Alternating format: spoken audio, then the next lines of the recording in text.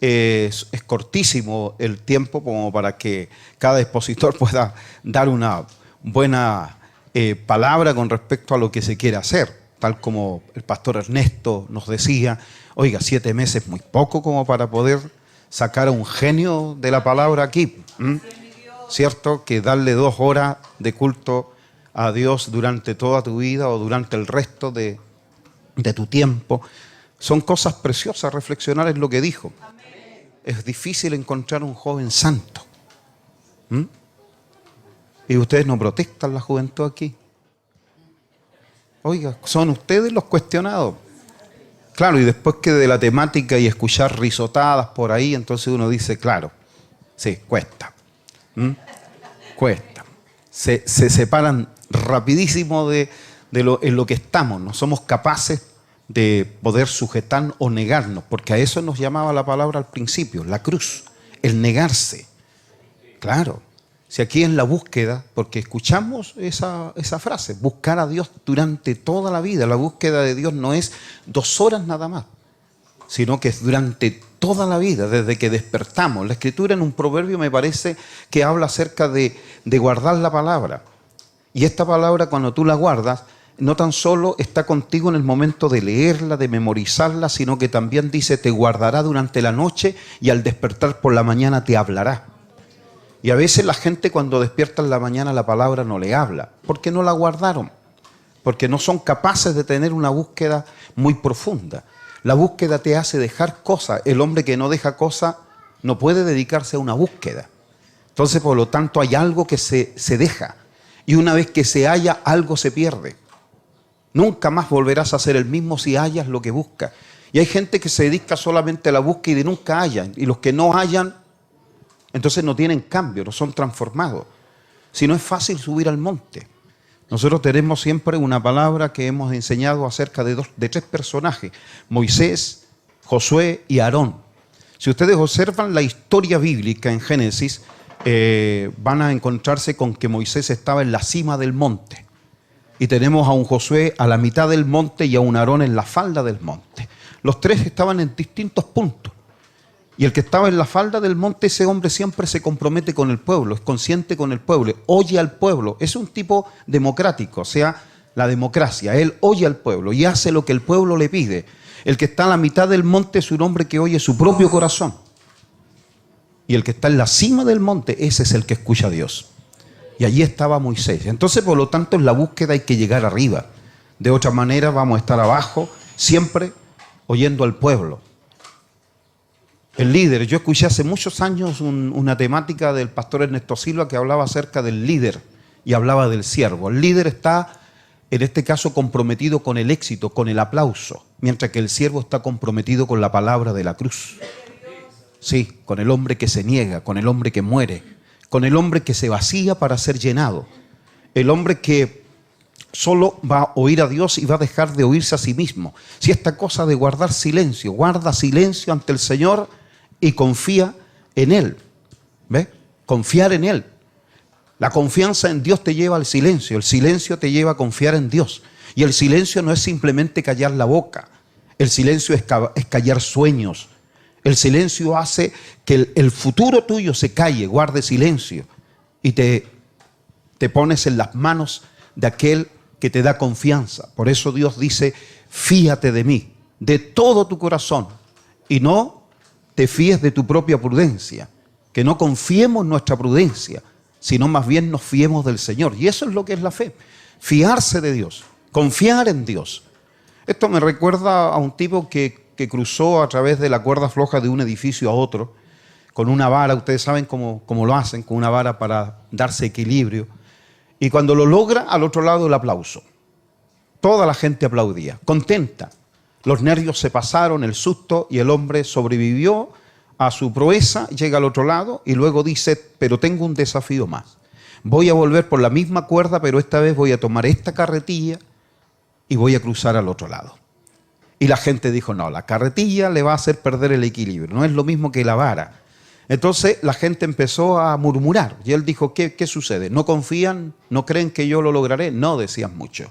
Pero nos faltó el valiente, el osado que dijo, yo creo en ti, yo tengo confianza en que tú lo puedes hacer. Es una persona de experiencia, experta, no es primera vez que lo hace. Seguramente si estás dispuesto a hacerlo, porque seguro lo lograrás. ¿Estás seguro que yo lo puedo hacer? Sí, le dijo al hombre. Si tú estás tan confiado, te pido que te subas a la carretilla y yo te paso para el otro lado. Y entonces el hombre dijo, tengo mis dudas. Fiarse de Dios, confiar en Dios, creer en Dios, para llegar a esa cima, como lo decía nuestro pastor Ernesto, como lo decía ahí, desde el creyente ¿hasta dónde decía? Hasta el conocimiento. Porque decía discípulos, pero el discípulo después llega al conocimiento, y el conocimiento le permite la verdadera libertad. Si el hombre no es libre, no es santo, porque esa es la libertad que nos da Dios. Por eso dice donde está el Espíritu del Señor, no dice donde está el Espíritu de Dios ni el Espíritu Santo, no dice así, sino usa el Espíritu del Señor, allí hay libertad. Y no libertad para danzar, no libertad para levantar las manos, para cantar, para meter ruido, no se refiere a esa libertad, sino se refiere que ya no hay pecado. Porque el Señor es el Cordero de Dios que vino a quitar el pecado del mundo, como lo dice Pablo, y libertado del pecado, habéis sido hechos siervos de Dios y tenéis como fruto la santificación y como fin la vida eterna. La santidad es fruto. La santidad no es un asunto impuesto. Alguien me preguntó y me dijo, pastor, ¿sabe que nuestra congregación dice que no hay que usar, las damas no tienen que usar pantalones? ¿Qué me dice usted de las vestimentas? Porque yo me dedico mucho a eso, a preguntas y respuestas. Entonces, cuando me hacen esa pregunta, me dicen, tiene que ver la vestimenta, y yo le dije, la vestimenta no salva a nadie, pero con la vestimenta podemos perturbar a muchos. La vestimenta no es la forma sobria de glorificar a Dios. Entonces hay otra cosa que viene desde adentro empujando hacia afuera y expulsa, y el hombre siente cierto pudor y cierto temor y va entendiendo lo que es la desnudez en sí, la que cubrió Dios desde el principio. Si el hombre no llega al conocimiento de saber qué es lo que es cubrir la desnudez, entonces esa persona se va a vestir para otro, para el sistema, se va a vestir para sí misma, se va a vestir para lo que sea. Pero menos se va a vestir para Dios, el que lo creó. Sí. Hay mujeres que son casadas y no se visten para su marido, se visten para otros también. Lo que pasa es que el marido no sabe lo que ella está pensando cuando ella está frente al espejo. Es otra cosa. Pero la vestimenta acusa mucho. Así que por lo tanto le digo que este asunto de la adoración, no del cántico, no de ser cantante, no de tener buena voz, sino tener adoración. La adoración tiene entre ella postración. ¿Se acuerda cuando el diablo le dice a Jesús, todo esto te daré si tú postrado me adorases? No le dice si tú me adoras, sino postrado. Hay una postración. La postración es un asunto del hombre que busca a Dios, del hombre comprometido con Dios desde el principio, desde que amanece. Y durante todo el tiempo siempre está en esa postración. Si el hombre no está en postración, la adoración es simplemente un espectáculo, son canciones. Y podemos cantar bien, pero estamos lejos de las cosas que decimos. Ni siquiera somos uno con aquella canción, menos lo vamos a hacer con lo que es la palabra de Dios.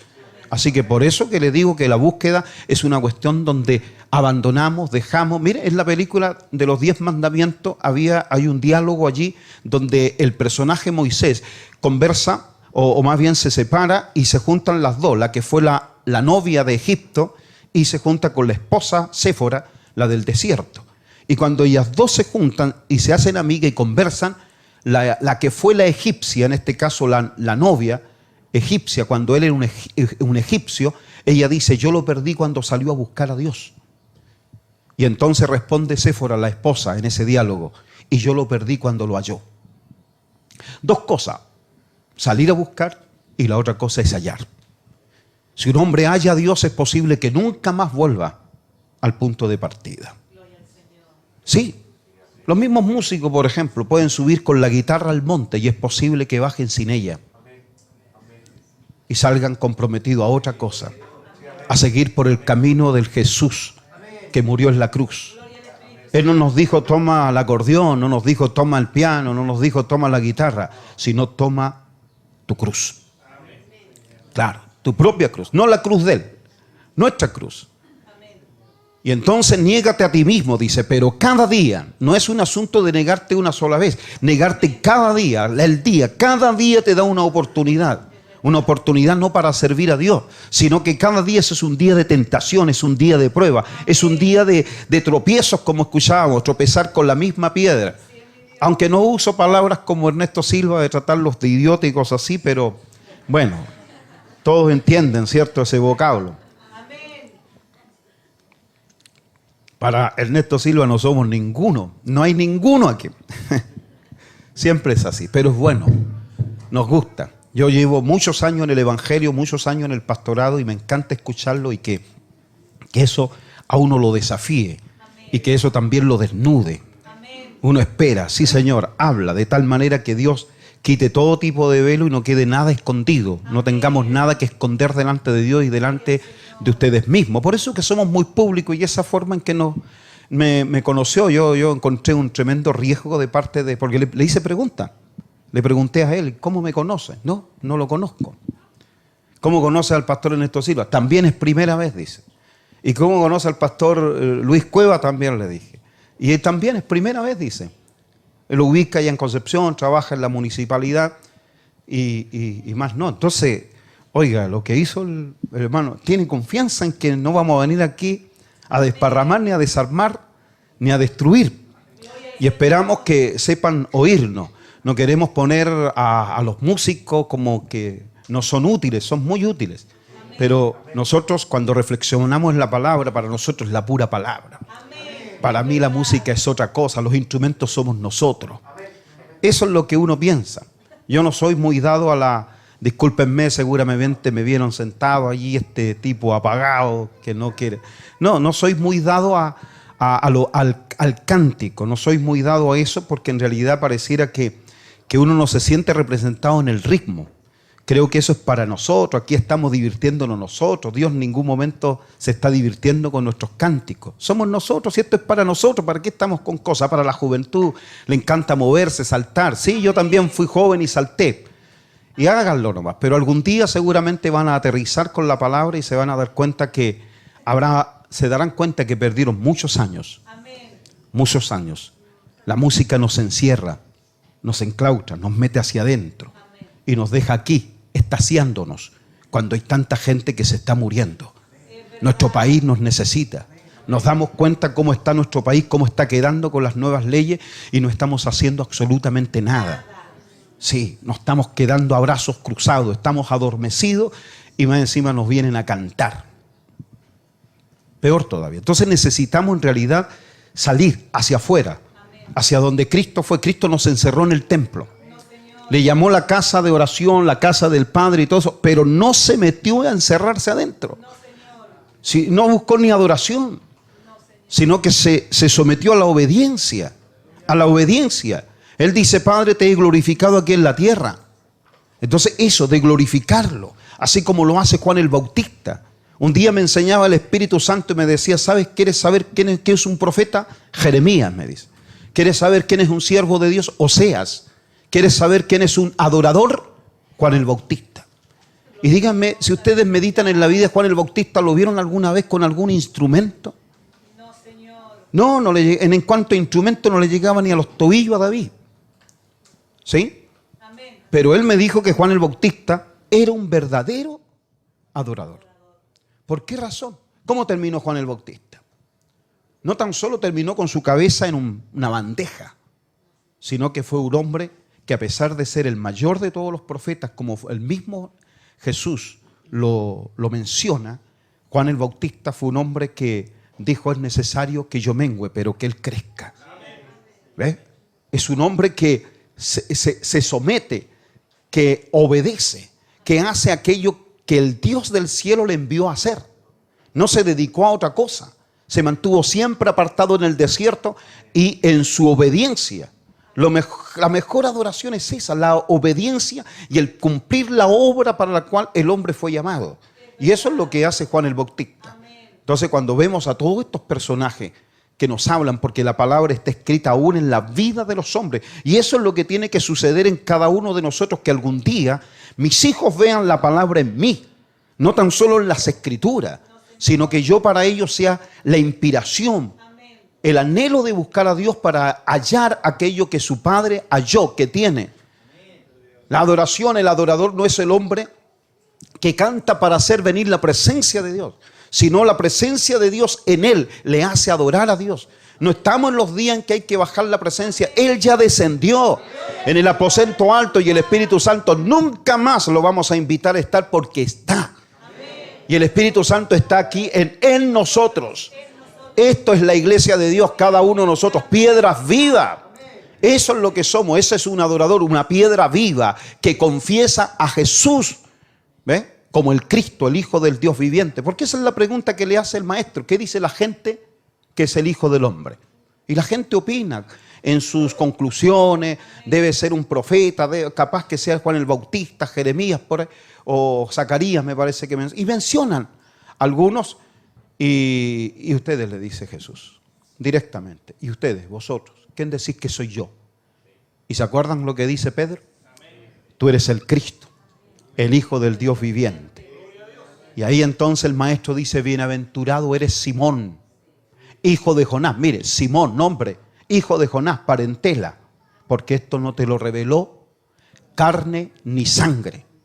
O sea, maestro, teología, nada, carne ni sangre, sino mi Padre que está en los cielos. Y yo también te digo que tú eres Pedro. Ya no le dijo Simón. Observe, Pedro, mira, mi Padre te reveló quién soy yo. Y ahora que yo estoy revelado a tu vida, yo te digo quién eres tú. Y eso es lo que tiene que suceder con el hombre que llega a conocer a Dios. ¿Ve? Tener la revelación del Padre, pero también el Padre que me revela quién es para mí Jesús. Jesús también me revela a mí quién soy yo para Él. Piedras vivas que confiesan su nombre.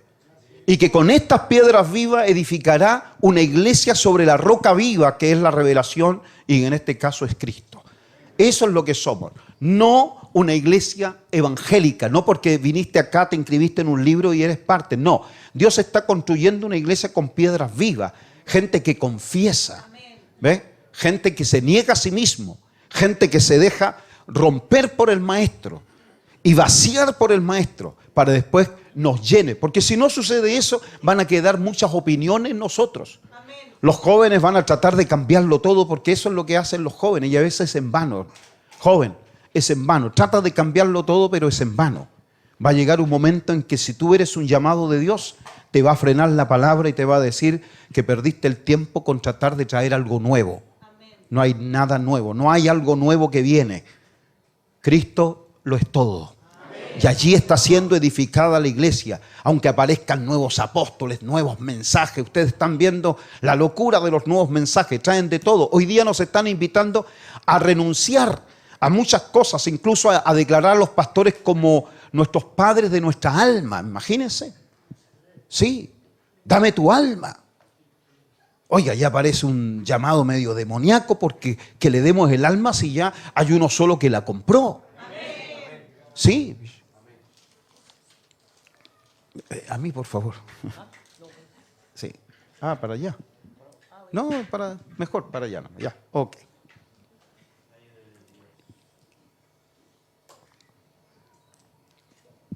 Todo lo están cambiando.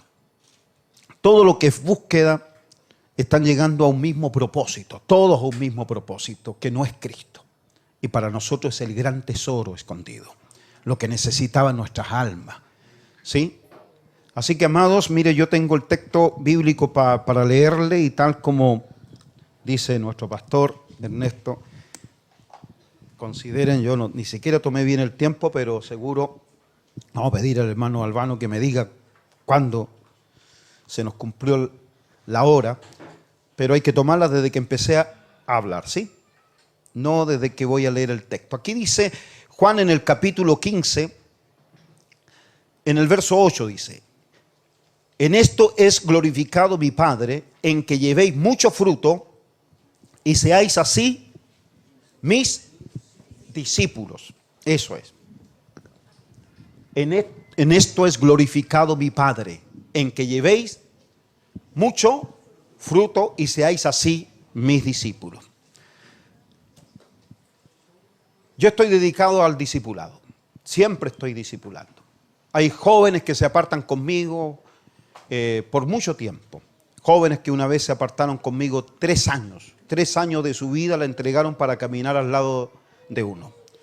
Otros que fueron más viejos ya son hombres que tienen la palabra, están dedicados, ya no andan al lado de uno, pero al principio tuvimos muchos años juntos. Y eso es el discipulado, vivir una vida al lado de un maestro. No al lado de un profesor que te enseña unas clases de Biblia y después tú no sabes quién es. No, que vivan al lado de uno, que lo conozcan en todas partes. Que vayan conmigo a todos los lugares y sepan quién soy. Porque ahí está el tesoro de encontrar al hombre que tiene la palabra, no que sabe, no que solamente es un entendido, sino que también vive la palabra, que es un ejemplo para ellos. Y los jóvenes se apartan, se separan y viven una vida al lado de uno y uno les va enseñando. En el aspecto bíblico, en el aspecto práctico, en todos sentidos, metiéndose hasta en la conducta de sus vidas, de tal manera que hay que sacarle cada cosa que se le fue apegando a ellos. Es como Moisés. ¿Se acuerdan que Moisés tuvo 40 años en Egipto? 40 años enseñado por los egipcios, tenía maneras de egipcio, tenía vestimentas egipcias, un carácter total de un egipcio. ¿Se acuerdan cuando él llega al pozo donde defiende a Séfora y a sus hermanas? ¿Y qué dicen ellas cuando llegan donde Jetro? Un varón egipcio nos ha defendido. Describieron a un varón egipcio por su lenguaje, por su vestimenta, su carácter, por su conducta. E incluso lo reconocen porque un egipcio aborrece las ovejas. ¿Y qué es lo que hizo Dios? Lo entregó a las ovejas, se convirtió en pastor de ovejas. Lo obligó a meterse detrás de las ovejas. Me imagino cómo andaría los primeros meses de Moisés detrás de las ovejas. Claro. ¿Y sabe cuánto tiempo estuvo? 40 años con las ovejas. ¿Cuánto estuvo en Egipto? 40 años. ¿Cuánto con las ovejas? 40 años. Parece que Dios le borró año por año. Y una vez que le borra el carácter egipcio, lo borra, lo deja hasta sin palabras, es un hombre que se vuelve inexperto en el habla, termina ese hombre como un pastor, el más manso de todo, y recién se encuentra con el fenómeno de la zarza que arde. ¿Sí? Y el hombre que se encuentra con el fenómeno ese, se acerca, curiosamente, quiere ver, así dice, voy a ir a ver, a investigar, ¿qué es esta visión, este fenómeno? Y de pronto Dios le dice, Moisés, Moisés, quita el calzado de tus pies. Eso es lo que más cuesta, quitarse el calzado. La gente no quiere descalzarse. La gente no quiere caminar con pies desnudos. El que se mete en el terreno de Dios tiene que descalzarse. El que entra en el terreno de Dios tiene que ser un hombre vacío. Tiene que ser un hombre que entre con los pies desnudos, no con opiniones. Es un hombre que solamente tiene que ir a creer. Cuando Moisés sale de allí, nunca habló de la zarza que ardía. Siempre habló lo que Dios le dijo. Una vez unos jóvenes dijeron, pastor, nosotros vamos a la montaña de vez en cuando. Allá tenemos nuestros momentos de oración. Y estando en la oración hemos visto tantas cosas maravillosas. ¿Sí? Sí, hemos visto, pero apariciones, visiones, experiencias místicas. Ya, y le decía, ¿y qué más? Cuéntame. Sí, hemos visto todo aquello. Pero cuéntame, ¿qué saliste a hacer después?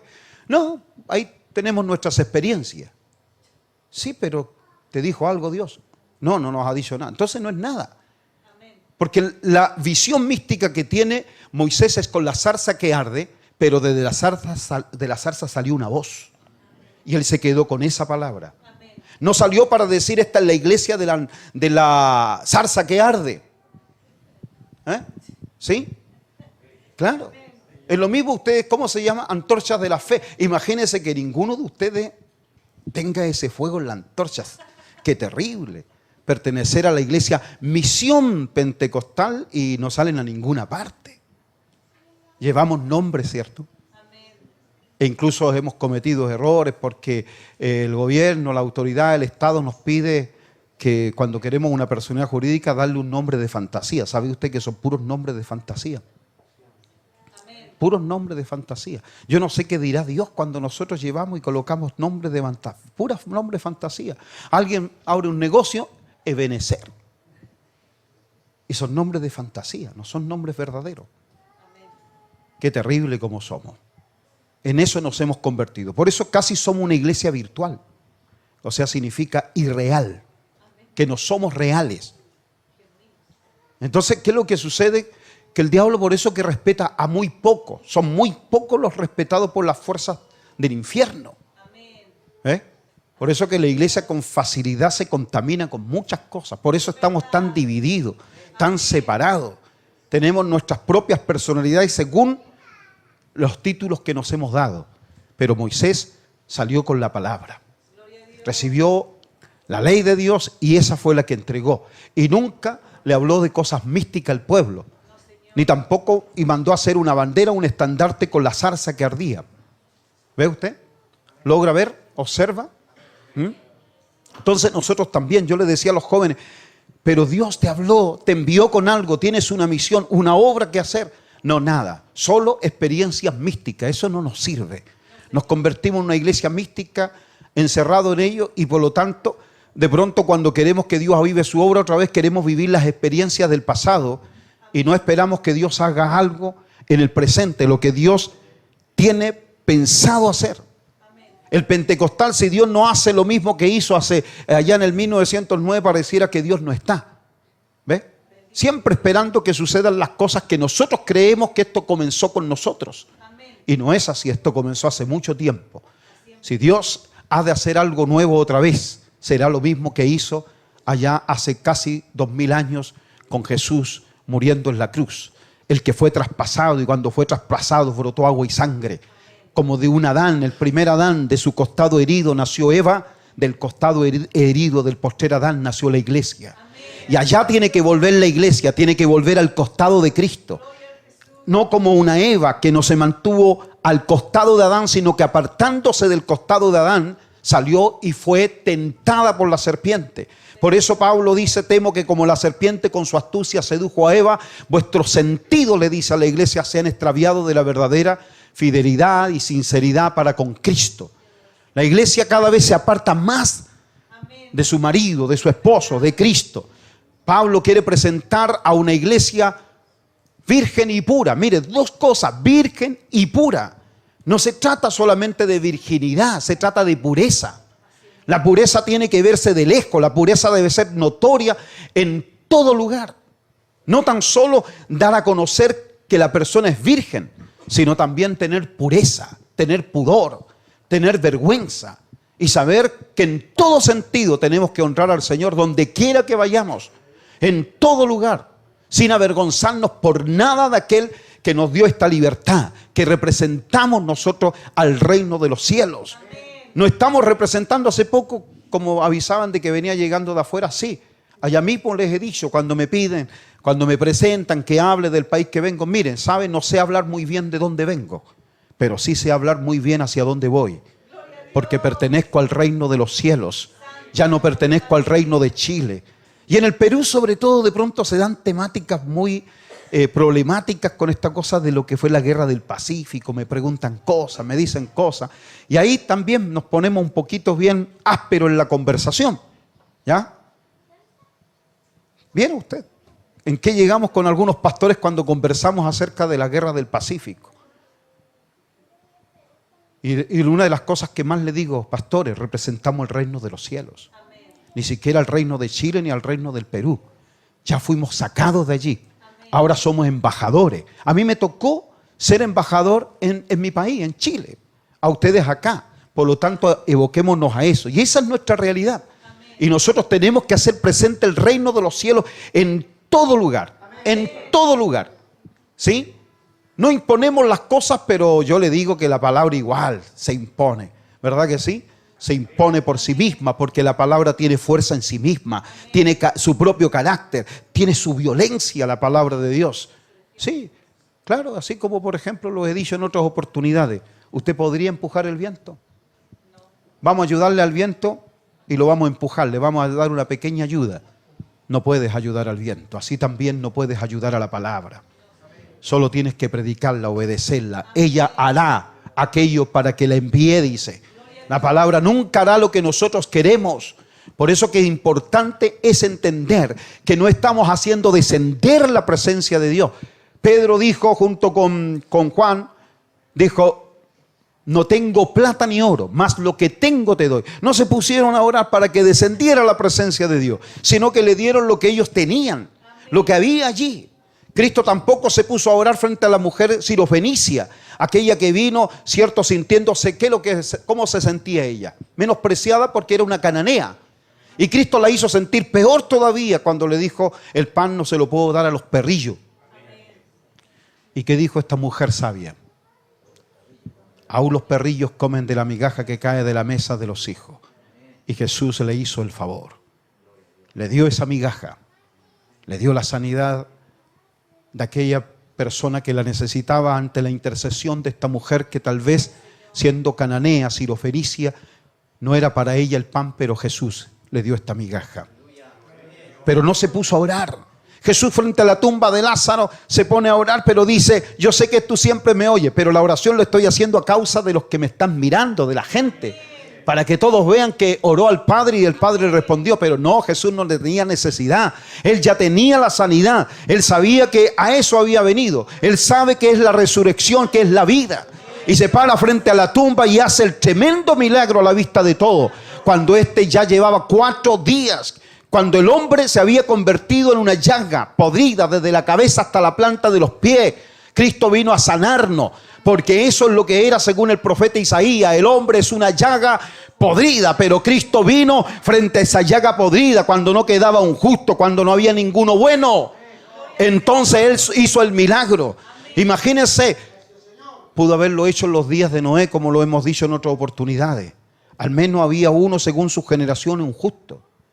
Pudo haber hecho el milagro de salvación, enviar Cristo a morir en los días de Sodoma y Gomorra porque había un Lot.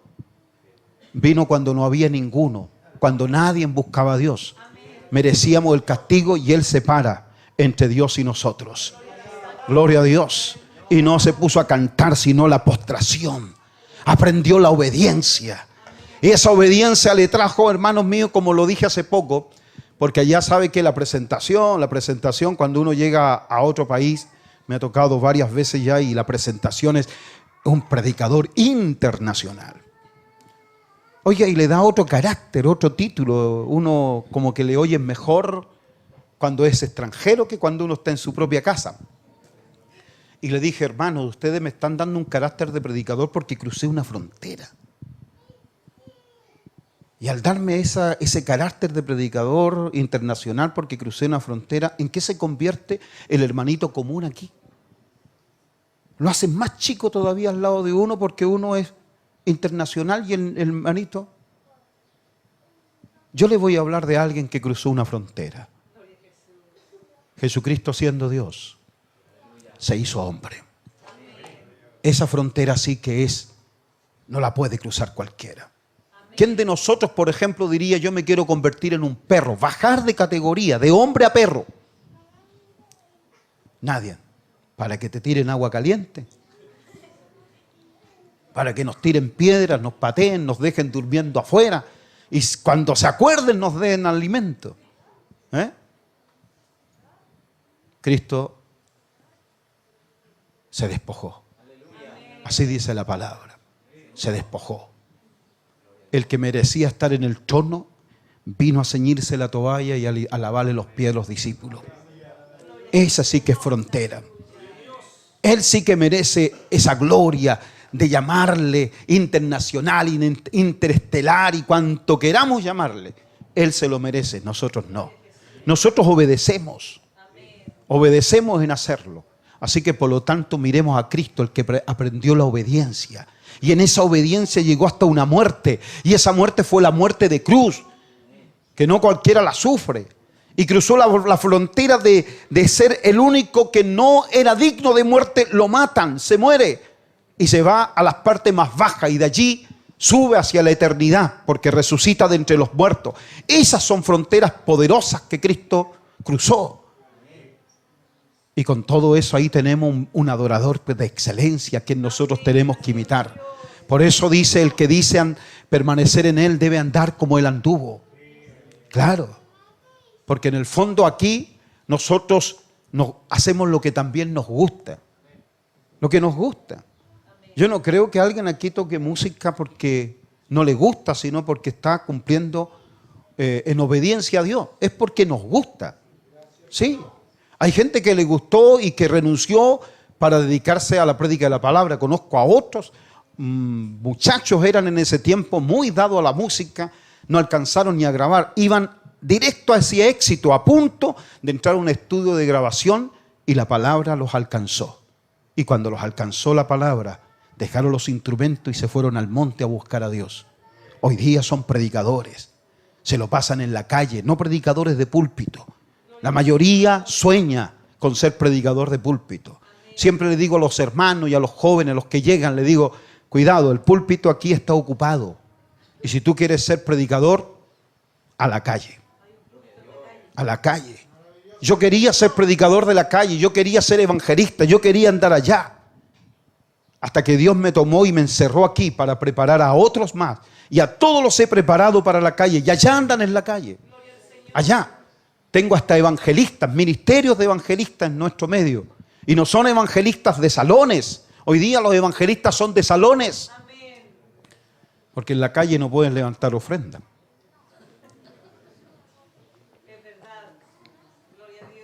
La gente se muere, se pierde en la calle allá y no andan predicando aquí adentro.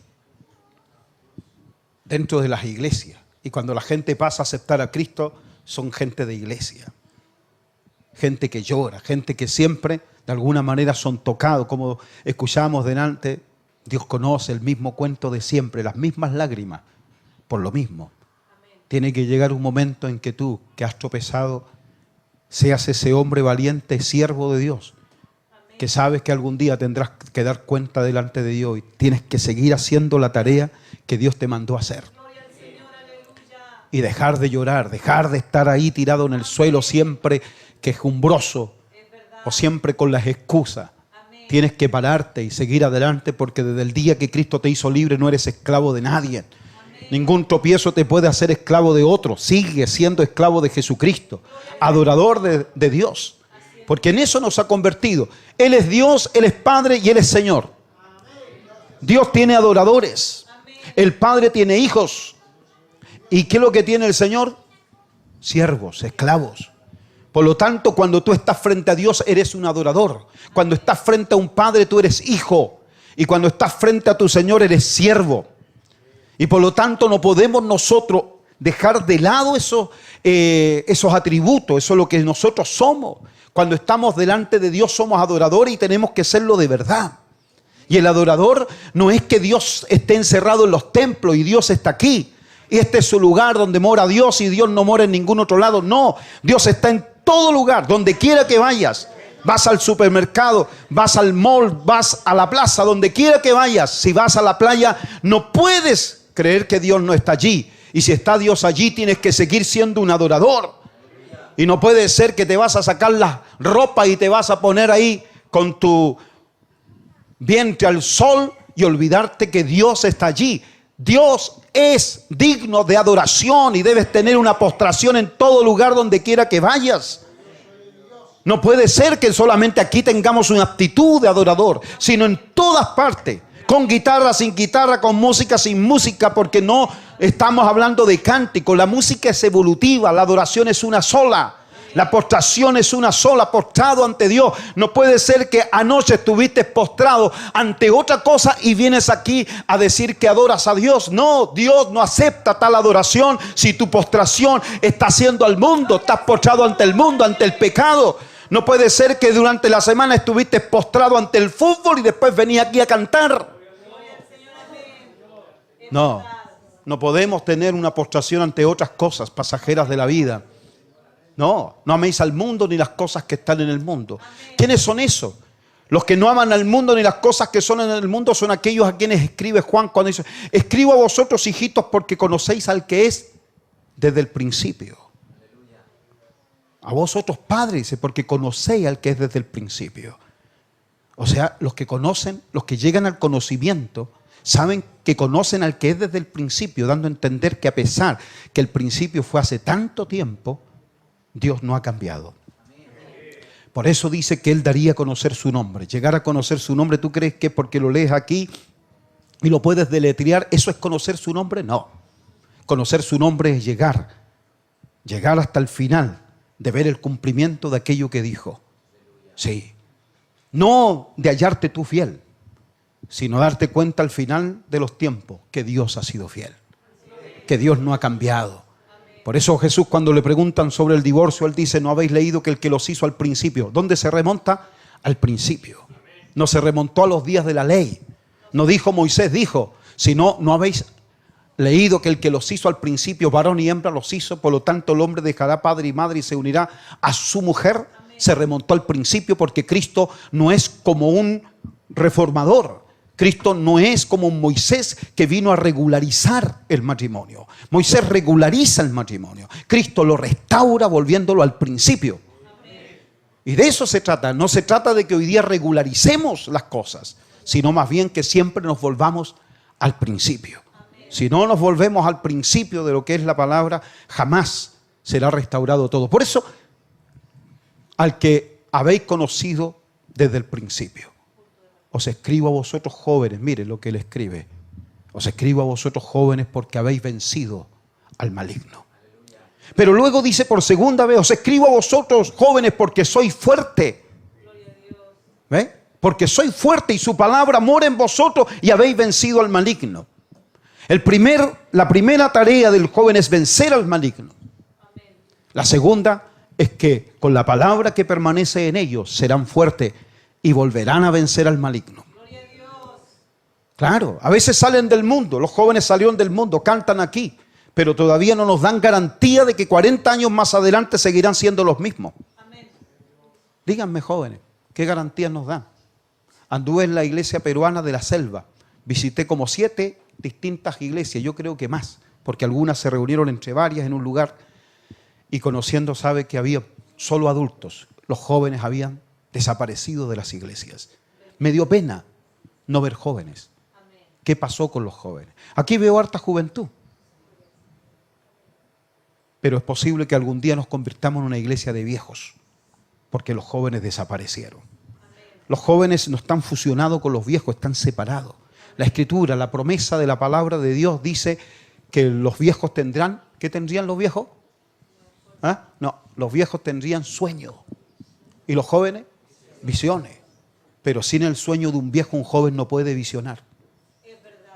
Y a veces los jóvenes se separan de los viejos. Al contrario, tenemos una mala cultura en este país. Los jóvenes siempre separados de los viejos. Y los viejos también que tenemos en este país, parados en la esquina y hablando puras tonteras. No son ni sabios. Necesitamos en la iglesia viejos sabios. Y que los jóvenes sepan acercarse a los viejos para adquirir sabiduría. Pero no con los jóvenes. ¿Quién dirige a los jóvenes? Un pastor joven. ¿Quién un joven le va a enseñar a otro joven? Un ciego a otro ciego, ¿a dónde lo lleva? Al mismo hoyo. Pero ¿quién quiere andar con un viejo? Nadie. Y si los viejos no ven nada, los jóvenes también, los viejos no quieren nada con los jóvenes. Pero es así, esa es nuestra iglesia chilena. Un joven dirigiendo a otros jóvenes. No conoce ni al Señor. Me recuerda a un amigo que era carabinero, tuvo problema con su esposa. La vecina, como era una población de carabineros, la vecina escuchó el alegato y llamó a la comisaría, y de allá llegó un teniente y una visitadora social. Llegan ahí a ver al carabinero. Y él los atiende, con hawaiana, bien, y con pijama. Así nomás atendió al oficial. Estaba en su casa. Sí, ¿de qué se trata? Vinimos porque recibimos un llamado telefónico de una problemática matrimonial aquí, de violencia intrafamiliar, y por lo tanto venimos a saber los pormenores. Y él le responde así, de una manera bien confianzuda, y vos, ¿qué te creéis? Le dijo. Así le dijo el carabinero al oficial. Soy un joven que todavía ni pololea, me venía aquí a arreglar mi problema matrimonial, le dijo. Y al asistente social, y tú sos separada, fracasaste en tu matrimonio y venís tú como asistente social. Se paró el oficial muy enojado. Vamos, vámonos, y ya vas a saber de nosotros. Y se fueron. Y él pidió a la esposa: pásame el uniforme. Se vistió porque lo iban a venir a buscar. Así que llega la patrulla, sus colegas lo conducen y llegan donde el mayor. Cuando llega donde el mayor, este era muy pillo. Y entró a la oficina del mayor y el mayor ahí lee todo el parte que habían hecho acerca de él. ¿Qué pasó? Su irreverencia ante un oficial y trató mal a la asistente social. Y él dijo, no, mi mayor, disculpe usted, pero es que él es joven, no pololea. Él no es un hombre sólido como usted, con un matrimonio que ha perdurado. Usted es un hombre de ejemplo. Yo creo que usted está capacitado para... Le habló al corazón y el mayor se derritió. La supo hacer el hombre, pero no dejaba de tener una verdad. Sin experiencia la gente, sin conocer a Dios. ¿Observa usted? Es lamentable. Por eso que tenemos la iglesia que tenemos. Por eso es importante ese llamado cuando Cristo dice, id y haced discípulos a todas las naciones, bautizándolo en nombre del Padre y del Hijo y del Espíritu Santo, dando a entender, no bauticen a cualquiera, bauticen a aquello donde la divinidad se forme en la vida de ese hombre. No discipulen para convertirlo en gente pentecostal, ni en gente wesleyana, en gente bautista. Discipúlenlo donde formen a gente que tenga un verdadero arrepentimiento. Gente que traicione en sus propias conciencias. Gente que se atreva a abrir su corazón y digan lo que son. No que simplemente yo quiero aceptar al Señor. No, Cristo te aceptó a ti, arrepiéntete. No que tú estás aceptando a Cristo, tú estás siendo llamado al arrepentimiento, a traicionarte, a tener frutos de arrepentimiento, a tener que confesarlo todo. No esconder tus pecados. Cuando el Espíritu Santo realiza esa obra, cuando el Padre se acerca al hombre y éste es convencido de pecado, éste siente la terrible tristeza, pareciera la congoja que te lleva a la muerte. Que si no hay consuelo, sin la sangre de Cristo, todo hombre que es convencido de pecado se va a morir de congoja, de tristeza. Pero muchos no conocen ese arrepentimiento. No lo conocen, no se han postrado como esa mujer que lloró a los pies de Cristo. Que no le dio vergüenza entrar. Se abrió paso y entró a la casa de un hombre que se creía santo como Simón. Y allí entró, se abrió paso. ¿Cómo llegó allí? Es la pregunta. Y el otro murmuraba, si este fuera profeta sabría quién es la que llora a sus pies. Y Jesús sabía quién era. Una hija de Abraham, una mujer arrepentida. El otro arrogante en su mesa todavía no se confesaba. Pero se creía religioso, se creía que era más digno de estar en el templo que esa otra mujer. Esa mujer que nunca pudo entrar a los atrios. Esa mujer que nunca estuvo en el altar, esa mujer que nunca entraría al lugar santo, menos al Santísimo, se acercó al verdadero de esa manera con sus lágrimas. Y el otro que se creía que tenía un sillón allí, seguro, en los atrios, donde entraban los varones. Pero esa prostituta, esa mujer, que no se sentía digna, el Hijo de Dios, aleluya, el Hijo de Dios le permitió venir a llorar a sus pies. Sí, un arrepentimiento real que hace falta en la vida de las personas, aún dentro de los que están dentro de las congregaciones. Un hombre postrado ante Dios, pidiendo arrepentimiento para llegar al verdadero bautismo, que es crucificarse juntamente con Cristo, con morir de verdad, para recibir el don del Espíritu Santo. El Espíritu Santo no lo reciben los que no están arrepentidos, los que no han muerto. Esos no lo reciben. Aunque el Espíritu Santo los puede tocar a todos, pero no significa que todos están sellados por Él. Sí, no olviden que hasta el rey Saúl también profetizó en medio de los profetas. Sí, pero eso no decía que era el hombre conforme al corazón de Dios. El hombre conforme al corazón de Dios es el hombre que se vuelve como un David, que se arrepiente. Lean el Salmo 51 y verán cómo ese hombre se vuelve. Saúl nunca se volvió. El hombre que se vuelve, ese es el que conforme al corazón de Dios. No porque peca significa que no lo es. Cuando se vuelve de su pecado, cuando se arrepiente, cuando hace público lo suyo. Recuerdo cuando Pablo hace público a través de Gálatas el comportamiento de hipocresía que tuvo Pedro. Y Pedro nunca dijo, Pablo, ¿qué hiciste? Escribiste en una carta, sacaste a la luz lo que en secreto me habías reprendido y lo hiciste conocer al mundo entero. No, vemos a un Pablo capaz de corregir, de confrontar, de disciplinar a Pedro. Pero Pedro también vemos su humildad, sin tener que quejarse porque se había hecho público su hipocresía. Esos son los hombres que están postrados ante Dios, que no le importa lo que hablen de ellos, lo importante es que hablen bien de aquel a quien nosotros predicamos. Esa es nuestra tarea. Mi tarea no es que tú después termines hablando bien de mí, sino que termines hablando bien de aquel que yo te predico. Un discípulo muy antiguo que caminó junto a mí por muchos años, un día se separó, se apartó. Y después no andaba hablando muy bien de mí, se acercó a alguien para decirme, él ya no habla bien de usted. No importa, pero ¿qué tal? ¿Cómo habla de Cristo? Bien, sus predicaciones. Esa fue mi tarea. No lo preparé para que hablara bien de mí. Lo preparé para que hablara bien de Cristo. Luego con el tiempo el mismo discípulo que yo no hablaba bien de mí se acercó, me buscó, me halló. Y entonces me confrontó.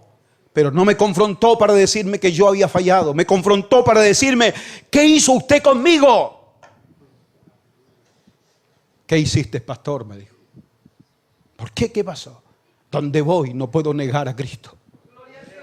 Seguramente pasó por tentaciones, quizás por qué camino pasó y se dio cuenta que ya no podía volver atrás. Es tu tarea, es nuestra tarea, no de convertirlos en evangélicos, sino de convertirlos en hijos de Dios, en adoradores, en siervos de Dios, en esclavos de Jesucristo.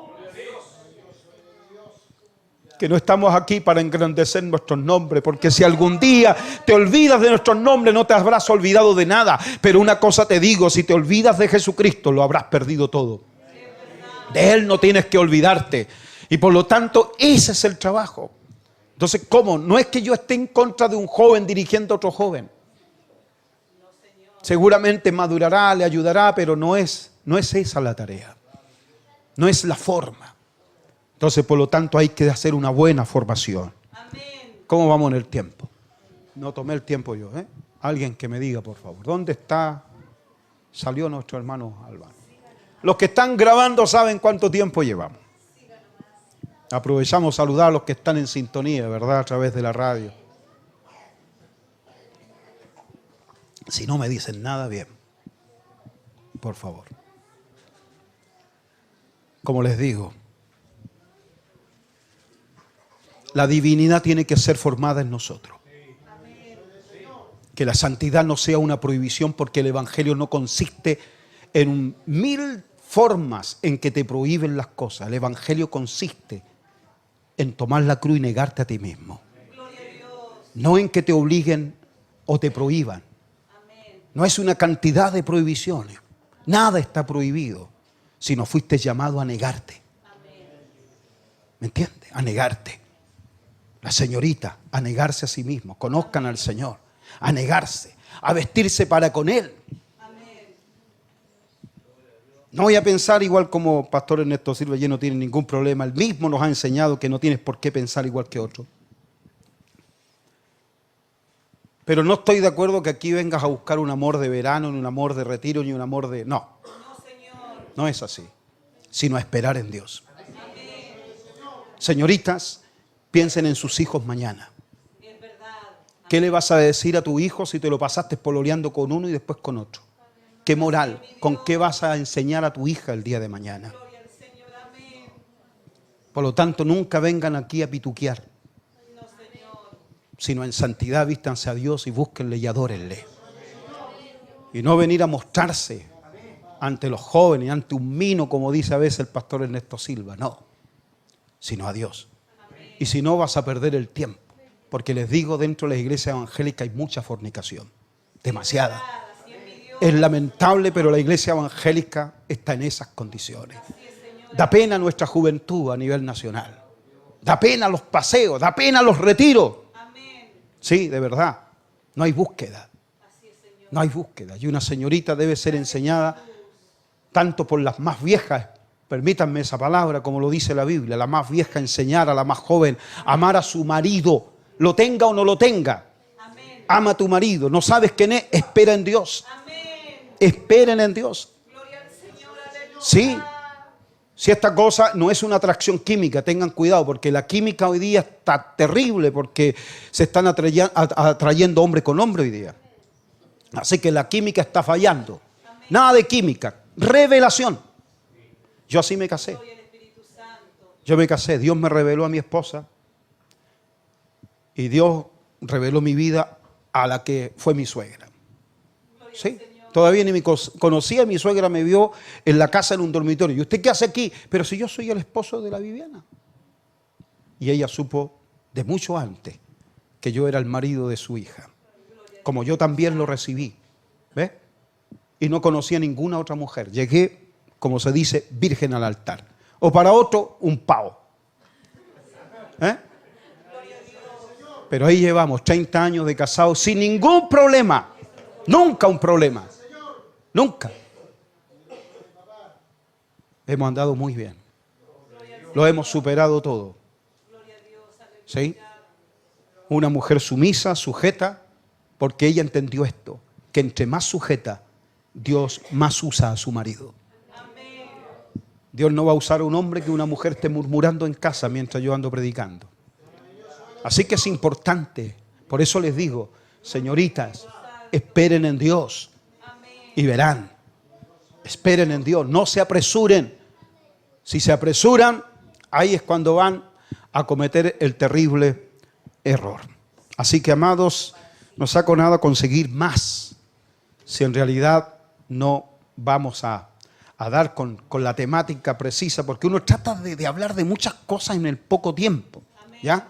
Porque puede ser que sea la única vez que nos veamos, ¿ya? Y esto está quedando grabado y después de seguro les va a servir, ¿cierto? Son 3 expositores y con los 3 temas, ¿cómo no van a sacar algo en conclusión? No en lo que les guste, sino en aquello que les hace bien. En lo que les hace bien.